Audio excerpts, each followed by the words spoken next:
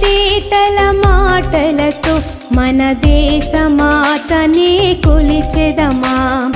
భావం భాగ్యం కూర్చుకొని ఇక జీవనయానం చేయుదమా తేనెల తేటల మాటలతో మన దేశమాతనే కొలిచెదమా భావం భాగ్యం కూర్చుకొని ఇక జీవనయానం